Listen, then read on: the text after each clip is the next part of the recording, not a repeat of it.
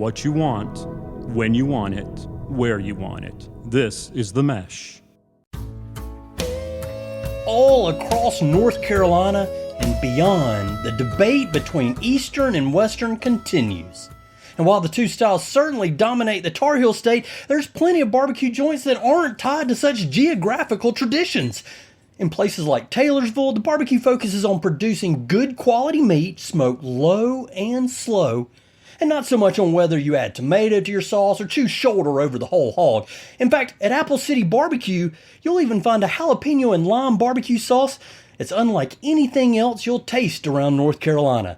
The brisket pimento cheese egg rolls are another Apple City BBQ menu item that's sure to be one of a kind. So for this episode of the Low and Slow Barbecue Show, we talk with Adam Dula about his family-owned barbecue business in Alexander County. Located on Highway 16 in Taylorsville, Apple City BBQ serves patrons Thursday through Saturday from 11 a.m. until 8 p.m.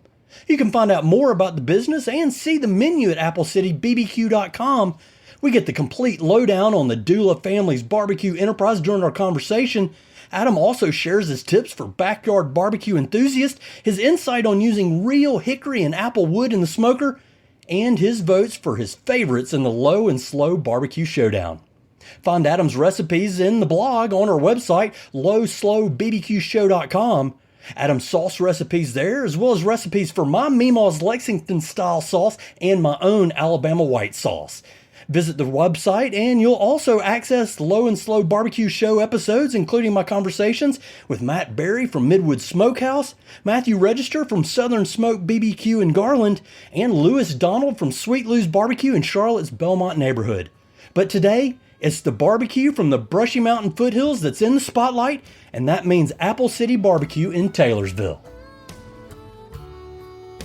We're so excited to have with us Adam Dula from Apple City BBQ in Taylorsville, North Carolina. Adam, welcome to the Low and Slow Barbecue Show. Thank you. Happy to be here. Yeah, well, let's cut right into it and meet our pitmaster and get to those barbecue roots. Adam, where are you from and how did you get into smoking meat low and slow? I'm from Lenoir, North Carolina, and when I got married, I moved right across the county line into Taylorsville, North Carolina. And that's where our business is located, is in Taylorsville. So I didn't go very far, just across the line. But I don't have a big background in barbecue. My background's actually in healthcare.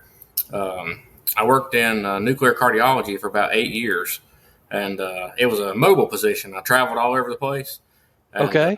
All that traveling, it was fine for a while, but then we had our first kid, and that changed things. I couldn't be gone 2 or 3 nights a week, with him at home. So that kind of brought on, trying to find something, maybe I started looking at self-employment, local employment, and the job I was doing was not available in Taylorsville, of course. They don't have much need for, for nuclear medicine in Taylorsville. Right. So I knew I had to figure something else out. And the property we're located in had been available for a couple of years, empty.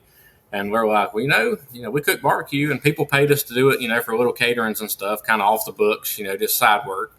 And we started talking about it and, got a plan together and decided to take a leap of faith and buy the building and go all in. And here we are. We've been here about 7 years now. 7 years. Wow. That's so, but prior to this transition and jumping into the restaurant, you had a little bit of time. You talked about you doing a little bit of catering work, some side work. What was the initial appeal? What was the initial pull that got you into the barbecue piece before you even got into the business? I cooked a Boston butt at home one time and just fell in love with it immediately. A gateway drug. I liked it a lot better. Oh yeah. I enjoyed it a lot better than, your typical stuff. Because Taylorsville and Lenoir are not really, hotbeds for authentic barbecue. Most places are just getting it out of a bucket and heating it up. Which really, there's not a lot of joints around here at all. We're the only one in Taylorsville selling barbecue. So it's not like we're talking bad about anybody. It's just, there's nobody else there. So it was a need for the area also. That was appealing. But we've got a graveyard of old pits at the house, like a lot of people do. Sure. We started with a small little electric smoker, it looked like a mini fridge. That was my first pit, and I wore it out, and cooked a lot of barbecue that I thought was good at the time. But now, I'd be ashamed because it was just wood chips and water, and easy stuff. Sure. Well, you Nothing learn a fancy. lot over the Oh years, yeah. right? Time and Yeah, temp was the main thing. You still, and the time and temp doesn't change regardless of what sure. you're cooking on. But Yeah. Well, just staying with your business a little bit. Tell me more about Apple City BBQ. What are you guys' specialty? our specialty is the wood. We only cook with wood. Like when we were looking at getting into business, we read the requirements for the barbecue trail, North Carolina barbecue trail, Hmm. and our goal is to be on it one day. And one of the requirements very strictly is, you cannot use propane, cannot use gas, electric elements, all that out the door. So from the get go, we said, well, that's what we're going to do. If that's how they've been doing it all these years, we want to just, well, all we're doing is barbecue, so we want to do it right. Hmm. So it's the wood. We cook everything strictly over wood coals. Okay. That's our specialty. And like I said, we don't reheat anything. Everything's fresh until it's sold out. Hmm. And that's pretty different around here. It's a lot of our leftovers. If we have a lot left, we'll donate it to EMS. Because they're always working around the clock. But Sure. yeah, that's kind of our thing is fresh and to keep the quality up, keep a small menu. And that's when we don't do any diner food or burgers or hot dogs. It's Right. pork, brisket, chicken ribs, and Straight barbecue. yeah, So you're telling me a little bit about what somebody should expect to one of your visits at the restaurant, and what kind of keep you going down that path. What is a visit like at Apple City BBQ? What can I expect when I get there? you'll smell wood when you pull in, Sure, and if obviously. you pull around back, you'll see the wood pile and the smoker rolling. But yeah, when you come in, we keep things very simple here. We try not to get too fancy. Our properties, it's pretty small. We've got about 15 tables in here in the dining room. We seat, I don't know, probably about 60 people inside. And we do have some patio seating as well. Hmm. But you walk in, you get greeted and seated, and then the menu. The menu, it's a big piece of paper, but it's pretty simple for what's on it. But we try to keep it easy to read. Everything laid out. We got some good lunch specials. But all centered around the barbecue, the brisket, ribs, chicken, and we do some other stuff with the meats too. We got street tacos, nachos, loaded fries, not just a plate and two sides. It's not. That's not. I would like to be that way, but Yeah. yeah, that'd be easy. But What's your most popular item on the menu? I would say probably the large barbecue plate, just pulled pork plate. That with Yep. two sides and hush puppies is our most So popular. people like the pulled pork. That's the Yeah, preference pork's over number one okay. in this area by far. Brisket gains Yeah. on it every day, though. Hmm. Ever since we opened, when we first opened, most people in this region had never tried brisket. If they had, it was more chopped beef, and just kind of smothered in sauce. And they were like, "Oh, I don't like brisket." And I'm like, "Well, you should at least try it once." And once they try it, that's pretty much what they stick with because it's different. Sure, and good reason for it. For what I see Yeah. on your website at appleCityBBQ.com, the pictures there, the Yeah. brisket look beautiful. I can't wait to get to Taylorsville and try some. And tell me, how important is it to have that quality meat? And do you have any particular source for where you guys are getting your meat from? We get all of our meats from U.S. Foods. We just have one Hmm. purveyor. We don't bounce around to different suppliers just Sure. trying to find what's cheapest. We get the same stuff every single week, whether it's Hmm. up or down on price. We stick with what we like. Our brisket is by far the most expensive sourced meat. It comes Sure. from Meyer Natural Angus. It's all Hmm. raised in Virginia for the most part, but it's local harvest, no antibiotic, no hormones, just strict, beef. And it's all upper 2/3 choice or prime. Most of them come in prime, but but with brisket, I prefer the choice a little bit over the prime myself. I think you get a little more beefy flavor Yeah. than in the primes. But yeah, and then the Okay. pork, it's all Patuxent Farms, U.S. Foods. Excellent. So good quality product that you're dealing with there and serving up. Now I want you to talk just for a second about the sauce. We'll get more into that because I know that's in one of the recipes that you've shared with us. But you've gone a little bit out of the ordinary, I guess, for Carolina barbecue with the sauce. So what do folks find in the way of sauce when they come to Yeah. Apple City Barbecue? We've got three house-made sauces. We've got a Hmm. sweet and a vinegar-based and a jalapeno lime. And the sweet sauce in our region is by far the most popular for what people use. Hmm. Just because, if you were going to do a strictly Eastern Western, I'd guess you'd call us Western for the region we're in, even though we don't really Hmm. fit that, narrative very well. but people use the sweet sauce. They love the tomato-based sweet sauce. And then the vinegar-based sauce we have, it comes straight from Sam Jones' cookbook down east from Skylight Okay. Inn. That's about the oldest vinegar sauce recipe you're going to Sure, find. legit. Yeah. But it's apple cider vinegar, Texas Pete, salt, and pepper. You just mix it up right before you use it. There you go. And it goes great with barbecue and Texas Pete, big North Carolina thing too. But then the third rail is kind of the left turn, and we're going to talk more, but you said jalapeno lime barbecue sauce? Yeah, it's also a tomato-based sauce. Okay. We didn't have it when we first opened. We just had the two. And we just kind of got tired of eating them, us and our staff. You eat the same thing every day. And I was like, man, we need something a little different, And I enjoy hot barbecue sauce at other places, just basically a tomato base with a lot of red pepper in it. It's what you normally get. But I was like, no, I don't want that. I don't want just heat, and sugar. I want something different. And we were actually making sauce, and we make house-made pico de gallo for our nachos and fries and stuff. And the morning I was making that and making sauce at the same time. I was like, maybe I'll just throw some lime juice and some jalapeno in there and see what happens. I had a small batch going, so it wasn't going to be catastrophe if it was terrible. And as soon as I put it in there and I started smelling it cooking, I was like, hey, this is good. It's different. And I like citrus on pork as well, almost like a carnitas type thing. Sure. So it's just something different. And with us having, the tacos and stuff on the menu, it brings in a little bit more kind of a Tex-Mex thing to the table if they want it. It's just an entirely different profile than the others. Sure. And we're going to have all the recipe details on the blog there at lowslowbbqshow.com. So be sure and check it out there and have some more of the information there for our audience. They'll get all the details, all the specifics. Looks like a really cool recipe. Y'all go there and check it out. If I'm at home and I'm getting ready to make that recipe, Adam, what's one thing I need to try to keep in mind making that sauce recipe? Go light on the crushed red pepper until you figure out how hot you want it. Okay. And be careful with your jalapeno juice, because not all jalapeno juice is created equal. Yeah, I got you. We call them the devil pepper, because you can eat one and it'll be very, very mild, and the next one you eat out of the same jar, it'll light you on fire. It'll sneak up on you. It's so like taste that, it before you mix it all in. Creeper pepper got you hot there. Yeah. So before I get on to your next recipe, and I am excited that you've shared too, because this one looks great too. I want to talk a little bit more about your business, more what folks can expect. And mainly, I just want to know about this big mural you got on the side of the building. You get a big cow, a pig, chicken out there in the pasture. I guess it looks like the Brushy Mountains off in the background there. Tell me about your artwork out there. Yeah. We got that done probably, 2 or 3 weeks after we opened. It was supposed to be done before we opened, but we were waiting on the artist, and she's a local girl. Melanie Taylor was her name.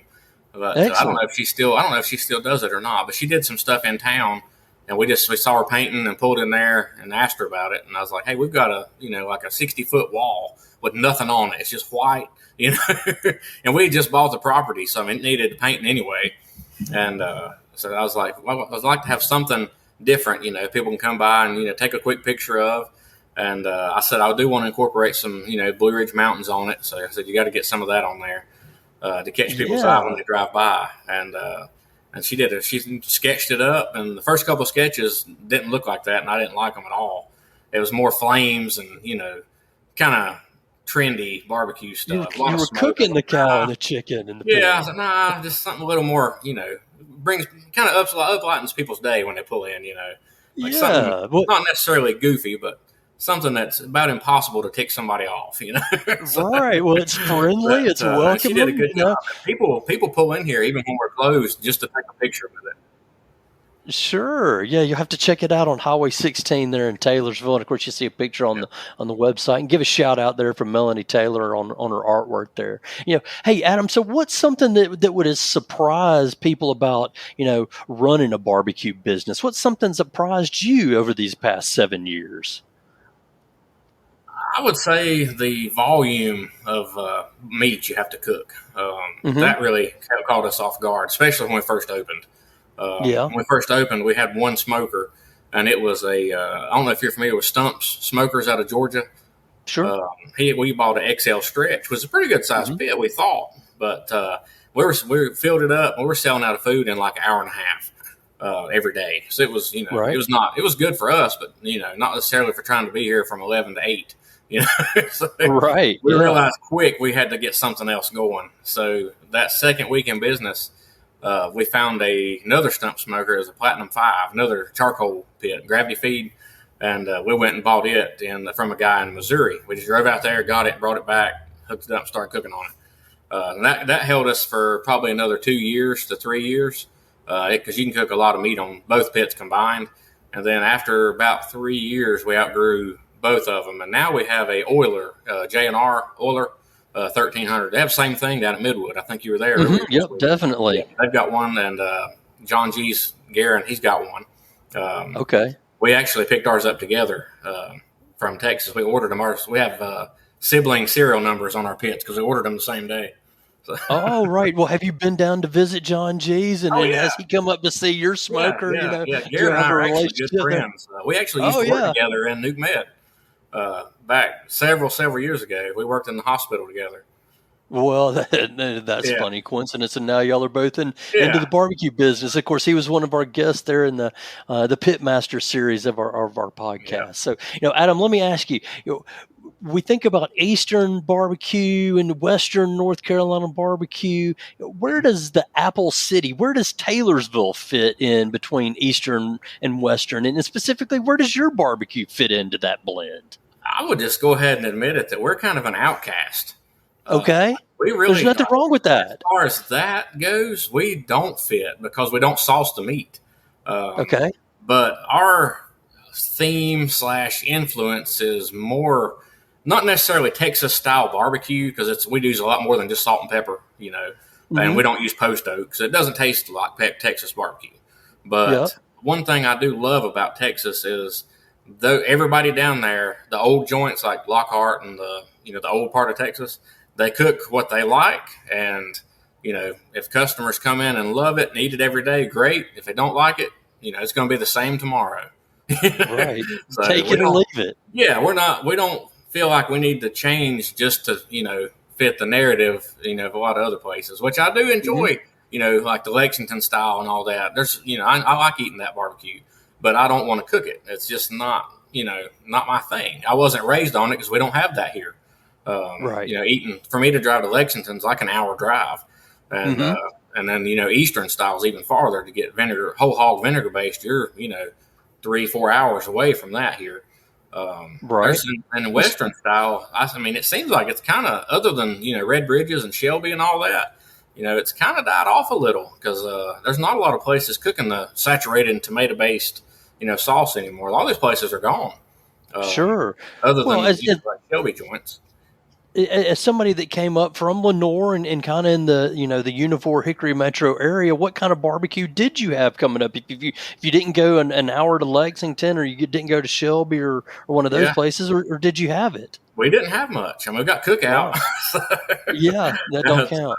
That don't count. But yeah, that's not something we really ate a lot of, other than we'd cook it at home. Throw a Boston butt in the crock pot. Which is nothing wrong with that. It makes a good supper. But sure. And then, like I said, once I got older and started playing around with the smokers and stuff at the house, because we went from electric smoker when we upgraded to a little propane smoker, and then we upgraded to a big propane smoker, and then after that, I finally got a offset stick burner, and I can after cooking on the other two, I could tell a huge difference in the flavor on the wood cooked. Yeah. And I was like, this is the only thing I'm eating or cooking from now on. If it's not cooked over wood, I don't want it. And so that's how we got started on cooking with wood. And so now it's a lot more work. I mean, it's more challenging by far. Yeah, and as part of that, you mentioned the cooking with wood part. I wanted to ask you about this as well. Y'all are part of the campaign for real barbecue and certified wood cooked. And I see you guys, hey, having an A at the start of your name, Apple City BBQ, just like in the phone book, always works out. You're right up there at the top of the list of all these great Carolina barbecue restaurants. But tell me, what is that about for you? Because I've talked to a lot of these guys. You mentioned John G. and Southern Smoke and Sweet Lou and a lot of these other guys I've talked to. They're all involved in it as well. What is the campaign for real barbecue? And you touched on a little bit about why that cooking with wood was so important to you. Yeah, that's a really cool website they have there, the True QNC. I think it's .org. I think it is. But Yep. if you read that, that's a lot, of the basis of why we cook with wood. We Mm-hmm. feel the same way about that as those guys do. They just are a lot better at explaining it than me. But John Shelton Reed, he's got some great books and Sure. articles that Sure. he's got out, and I like to read after him. And Yeah. we were here operating one day, and a guy came in. It wasn't him, but it was one of their inspectors, I think is what he was called. But he came in and said, "I saw online you guys are cooking with wood," and I said, "Yes, sir. We do." And he said, "Would you mind if I check?" And he went back to the smokehouse and made sure we didn't have any propane or no electric heating elements or anything. He said, "Well, if you were interested, I'll add you to the TrueQ list. And I'll give you. We got a sticker on our front door, and I think there's even a thing on our website we were able to get on there. Yep, definitely. And people actually care about that. Anybody that really knows barbecue, they see that and they're like, okay, because they don't just give those out because you say you cook with wood. They come and look and make sure. Sure. Yeah, and I like that. So we'll kind of skip to the end with this question. But what's the wood that you prefer? You don't do the post oak. You mentioned that already. But what is y'all's wood of choice? We use hickory. We use 100% hickory, and if we can get apple wood, like from a local orchard, we'll throw some of that in there at the very, very beginning of the cook when it's really taking the flavor in.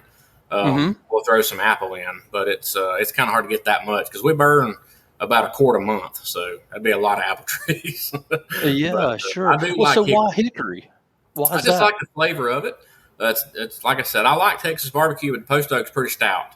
It's pretty strong, and also we don't have post oak here because we don't have 6,000 miles of cattle fence like they do in Texas. Nope. So I don't know where you'd even find post oak, but I have used oak before at home, and it's fine. For our area, I like the hickory smoke because hickory's easy to come by. There's plenty of it. We get it from a local guy. We've got it from him for years, and he'll get us a good mix. We use some slabs and some logs and some splits, so it's a kind of a good variety of. We got some bark. We got just some slabs, and then we got some big overnight logs we can burn too. Yeah. So that's great to know. So let's move on, and hey, let me again just thank you. Having come up in an area where there wasn't barbecue, and Taylorsville was one of those places. Congratulations to you and your folks for bringing that there. We'll talk a little bit more about those family jewels in just a moment, but I want to talk about your recipe number 2. This is brisket pimento cheese egg roll. It sounds fantastic. Again, we're going to have the website, the recipe on our website. Go and look for it there. But, where did this come from, Adam? What's the foundation and the basis for this? Well, it sounds wonderful. They're really, really good. That's another one of those things, kind of like the jalapeno sauce. We just kind of, had a brainstorm and then just threw it together. If we every once in a while, we'll have some leftover brisket and we don't reheat it. So it's, it's either give it away, eat it, or trash it. And it costs way too much to do that. No. You can't do that anymore, especially because it's like throwing steak in the trash. But we were like, what can we do, with this leftover brisket? So we were thinking, what can I use, to make a lot of volume with a little bit of meat, stretch it out farther. And then we decided just to try some egg rolls. And we first were doing them with like cabbage, like a traditional egg roll, like pork and cabbage, beef and cabbage, and stuff like that. And it just wasn't hitting it for me. I don't know what the Chinese places do, but they do it better than I do on that end. But then we started playing around with some cheese, and I was like, this is the South. Let's try some pimento cheese.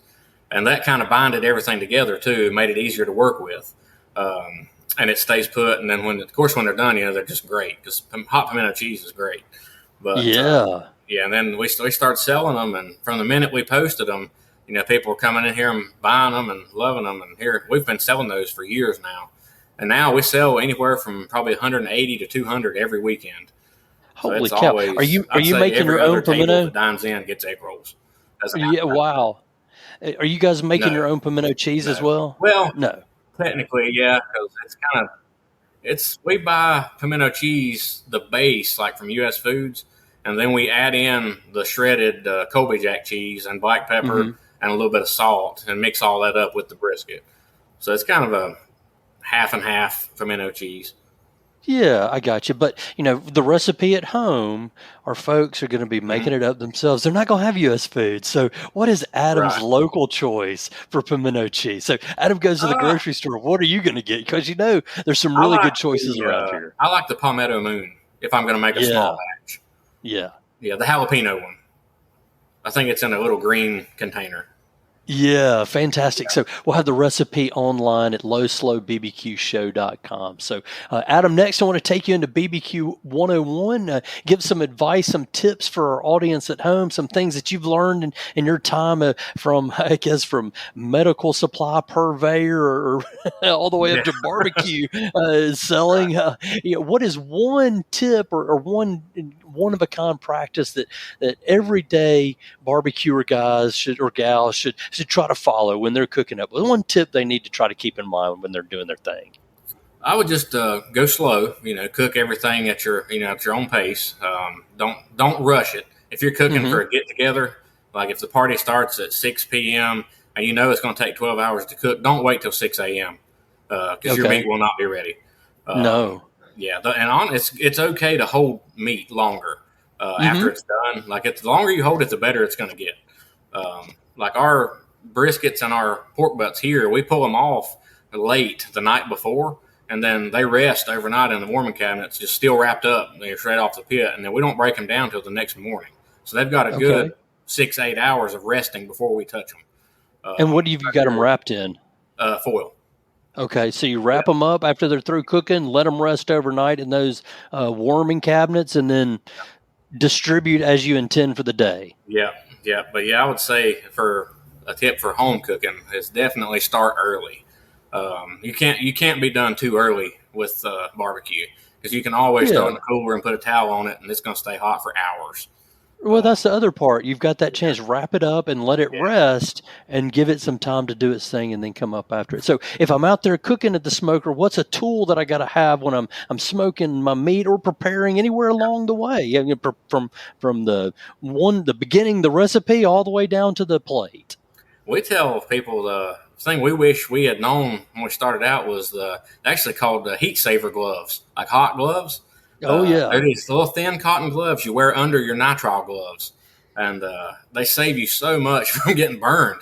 You can't fumble with a spatula or anything like that on the pit because it's too heavy. You've got to have some way to grab that stuff and get it off and on, wrap it, rotate it, move it, baste it, whatever needs to be done. And when we first opened, we were so naive, we didn't know that. We just put on 2 pairs of nitrile and suffered through it till we were done. And then we got some of those. I was like, oh man, this is a game changer. So definitely get some decent gloves to wear to protect your hands from all the heat.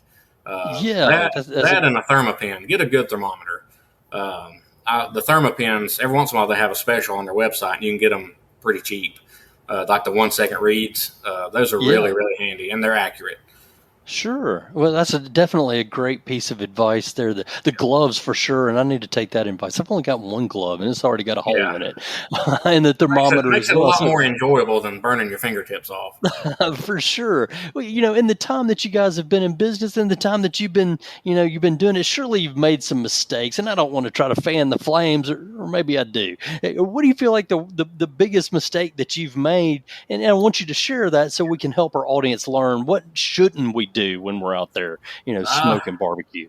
I would always taste everything before you send it out. Not necessarily the meat, because the rub's pretty simple. If you got a simple rub, you're pretty much good on that. But like your sides and your sauces, like I said about the hot sauce with the peppers not always being the same. It's always good to taste your sauce or even your slaw, red slaw, anything like that that's got different ingredients. Even if you make it the exact same way every week, always taste it before it goes out. Because we've got some good cooks here that have been here for a long time, but I still try to taste everything. And they'll tell me, if I make something, they taste it. They're like, hey man, something ain't right. So it's you can't be too careful watching your flavors on everything across the board. But it's especially coleslaw. Like we've made probably 15, 20 gallons of slaw before and had to throw it all away. Because it had too much vinegar in it versus salt and sugar. So, and there's really not a fix for that after it's set into the cabbage. Sure. So that one's bit us a few times. Yeah, I understand. So, definitely something you can learn from. Give it a taste before you send it out there, before you get too far along in the process. Speaking of some of those secrets, I'm going to now kind of shift into our family jewels or secret time, if you will. And, kind of speaking of family jewels, Adam, you mentioned that you're running a family business. What's it like to run a business with your family, your brother, and I guess your dad too there? How's that Right. experience? It's good. We enjoy it. We all work well together.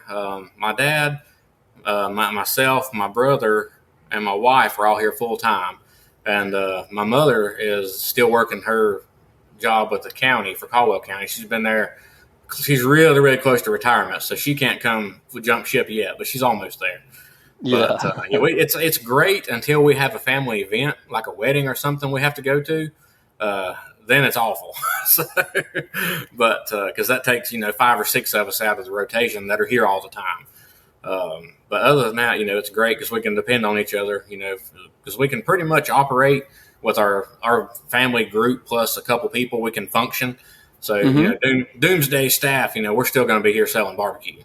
Yeah. Because we can count on each other. We all got skin in the game, so that helps. Yeah. And that's quality stays up because I stay in the kitchen majority of the time, and my dad and my brother are back in the smokehouse majority of the time.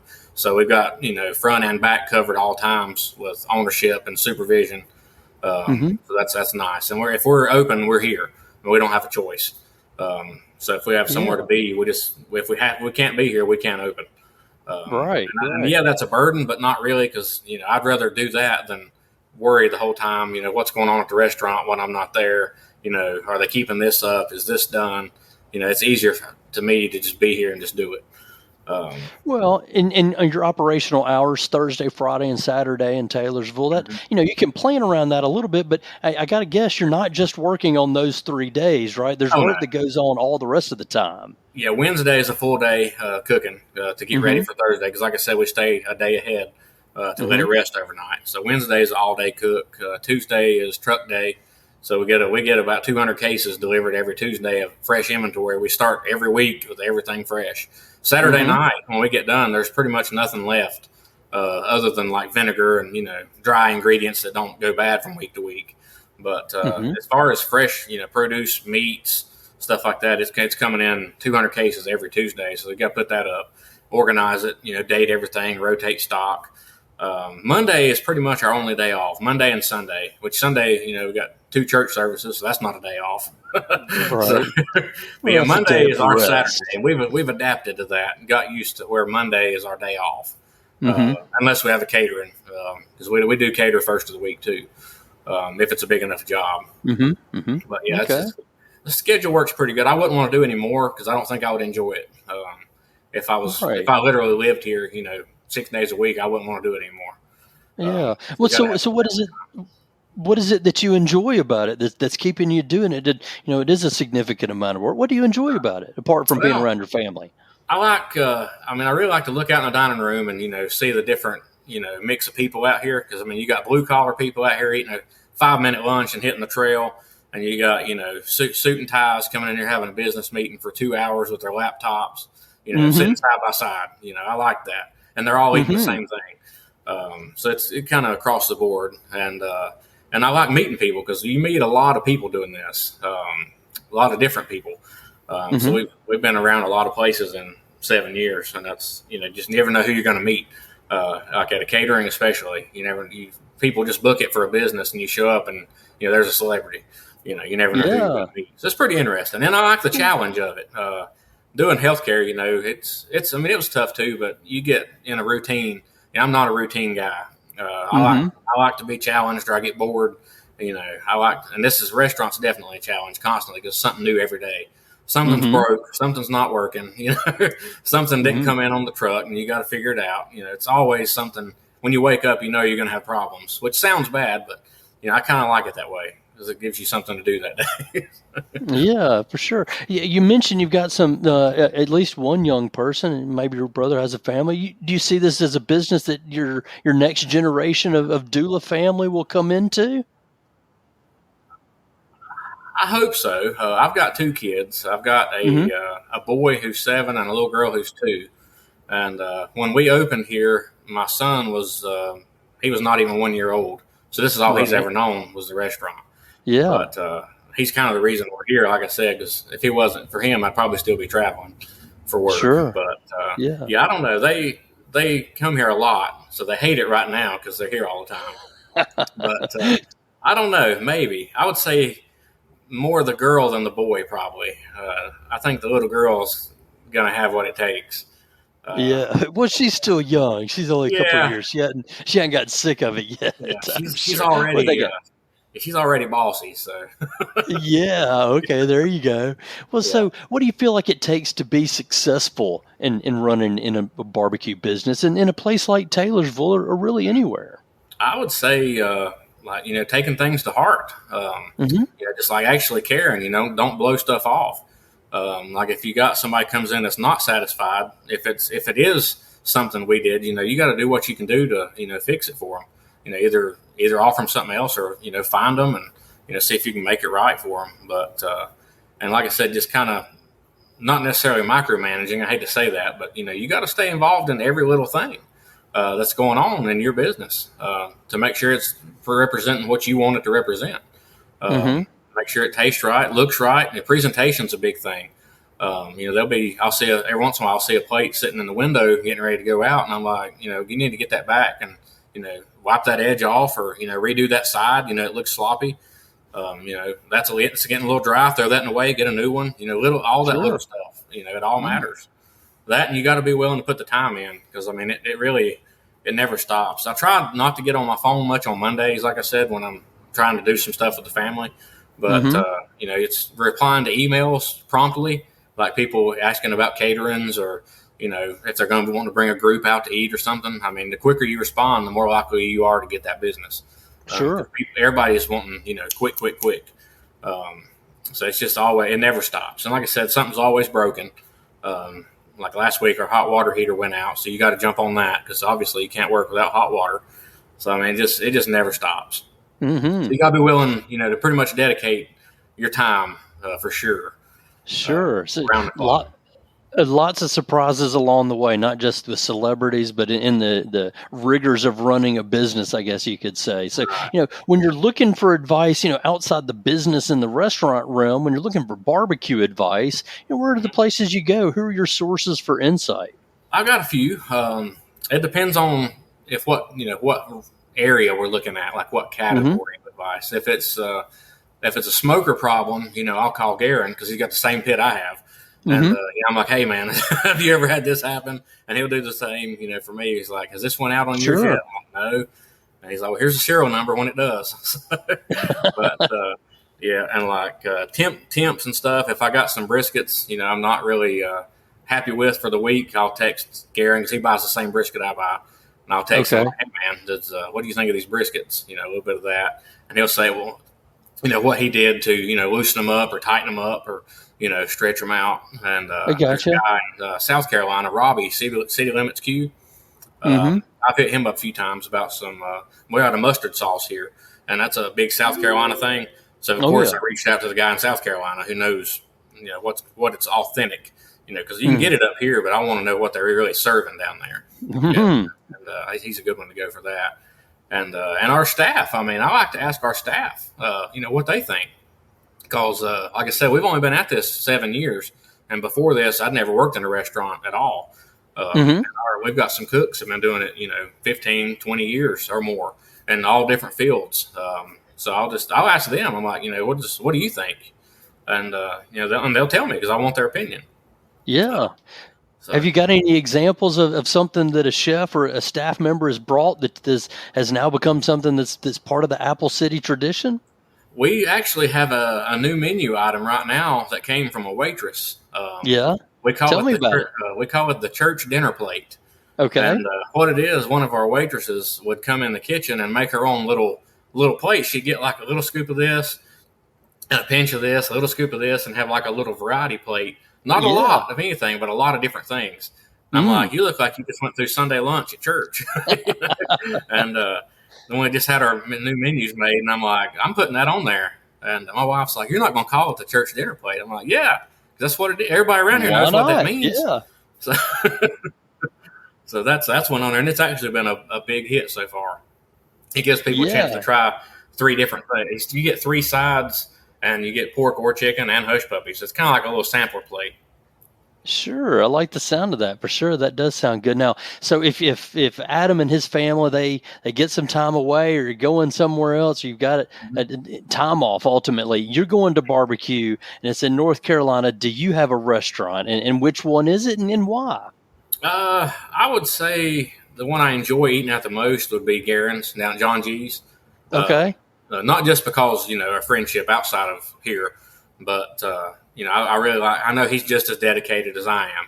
He's putting in an equal amount of time and sweat and stress, and he's going to be there. If they're open, I like eating down there. They're only open on Saturdays though, so that's tough. For us because we're open on Saturdays too. So we rarely get to eat each other's barbecue.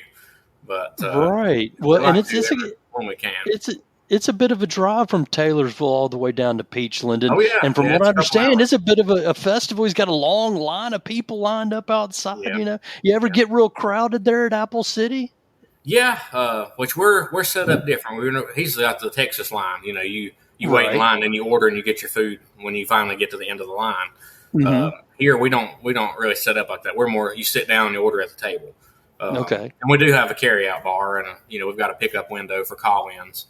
So it's a little more traditional for our area, and so we get a line, but it's more of a wait for tables than people standing actually waiting to get in the building. Gotcha. Usually you're good on that, other than probably Friday night and then maybe Saturday night. Friday night's the worst as far as congestion, because it's just everybody likes to eat out on Fridays, Friday night especially, and we can only see about 60, so that gets gone. But we do I'd say more carry out than we do dine in every day.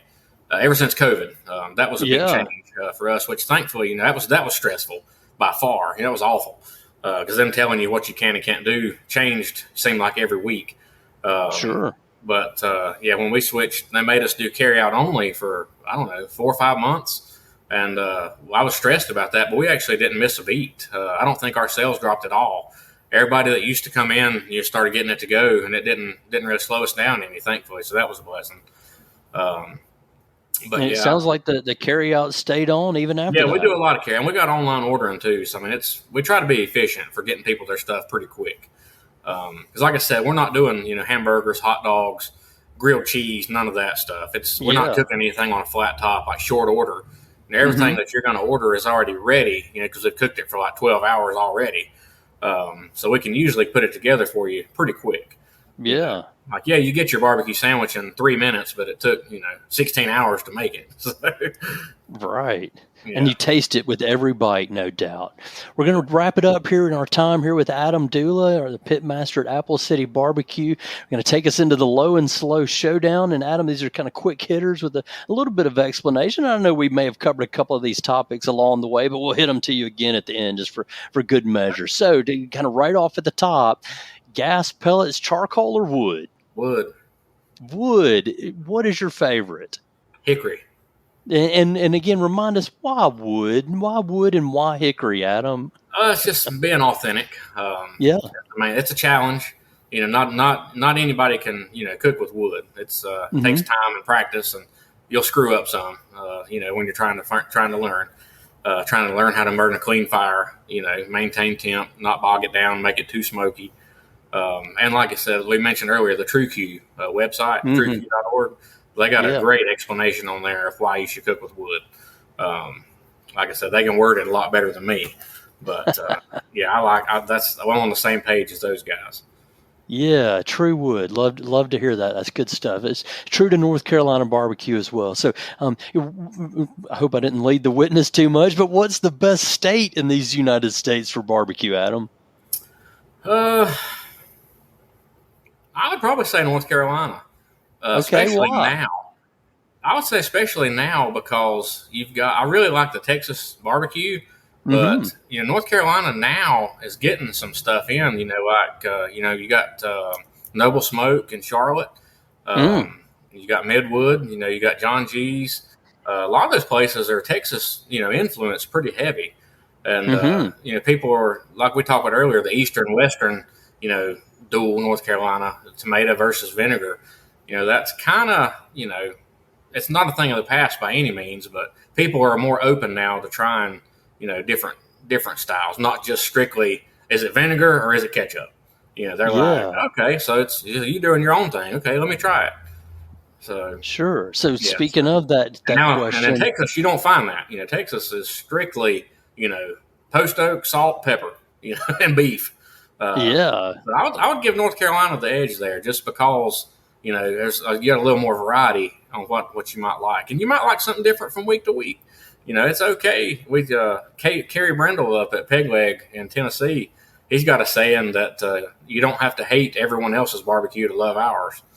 And I love that quote, because like I said, I get tired of eating my own barbecue too. I'd like to try it other places as well. So, and I like one other thing about us is the support you get, from other restaurants, other barbecue joints on social media. They're all rooting for each other, because I know people that are really cooking with wood and doing it right, they know how hard it is. So we like to see each other succeed and do well. Yeah, so not any animosity, but if you had to choose one, which is the best style, Eastern or Western? I would say Eastern if I had to choose. Okay, just because why? I'm a huge fan of Skylight Inn, the whole hog. I love that down there, and we use their sauce recipe, so I can't. Yeah, but I like the Eastern, and especially because it's so far away, I don't get to eat it very often. So when I do get to go down there, I enjoy it a lot. Sure. So if you got to choose a meat, pork, beef, or chicken? Beef. Okay. For me. Sauce. I feel more pork, but brisket's my favorite. Yeah. If you're going with sauce, do you want it with or without? Without. Okay. And tell me more about that, because we exchanged some email about the meat. What's your perspective on sauce and meat? I like it always on the side. And I do like a few options. I think you should have more than one sauce available for the meats, because vinegar sauce doesn't go with brisket. That's a bad combo. Something about it just doesn't blend well to me. But and I like the Texas style sauce with the molasses in it. Give it a little bit of bitters on the back. Because you got so much savoriness in the salt and pepper and stuff on the rub. I think you need a little bit of sugar and salt to cut that. But I think that sauce belongs on the side. That way you can taste what you're eating. And even with the pork, like our pulled pork, we pull it and then we coarse chop it with a cleaver. So you still got all those big chunks of bark, mixed in all throughout it. And if it's, every once in a while somebody, you'll just see them eat it without that, and they'll just put the sauce down. They're like, well, I might just eat it. Because actually, it tastes good. It tastes like pork and smoke and a little bit of rub. Yeah. And I like that. It's nice and clean, and you can actually taste the smoke. Yeah. So I just don't like it saturated in the sauce. A good flavored meat, the most important thing. Like you said, if you got meat that tastes good, then you don't have to worry about anything else. Yeah, it's nice to have, because like I say, if you take a few bites of anything, you're going to want some sauce just to give it a change of taste. Yeah, but, I just like a little bit on the side with mine, and I hate it when I see people take the whole bottle and douse their plate in it, and I'm like, oh man, you should have just bought it before they even try it. Yeah. Yeah. That's the worst. Okay, here's the big one, most important, Adam. Is barbecue a verb or a noun? Noun. Barbecue is a noun. And that, my friends, is the lowdown from the Pitmaster at Apple City BBQ in Taylorsville, North Carolina. Adam, thanks so much for joining us today. Thank you. I appreciate it. You've been listening to the Low and Slow Barbecue Show on the Mesh.tv network of podcasts. Be sure to visit us online at lowslowbbqshow.com. You'll find Adam's recipes and more details about his restaurant. While you're at lowslowbbqshow.com, look for our other podcast. That's including our interviews with the Carolina's best pitmasters, award-winning food journalist Hannah Raskin, and if you're getting ready for football season, be sure to check out the tailgating episode. Also, if you like what you hear in the Low and Slow Barbecue Show, please follow our show in your favorite podcast stream, give it a 5-star rating, and be sure to share it with your friend. Special thanks to my guest Adam Dula from Apple City BBQ in Taylorsville. Thanks as well to our producer Andrew Moose and the whole team at the Mesh.tv network of podcasts. Most especially, thank you for listening to the Low and Slow Barbecue Show. Remember, for the best barbecue and the best barbecue podcast, make it low and slow.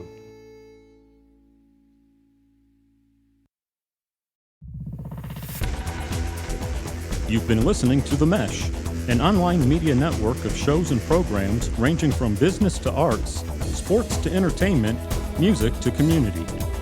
All programs are available on the website as well as through iTunes and YouTube. Check us out online at themesh.tv.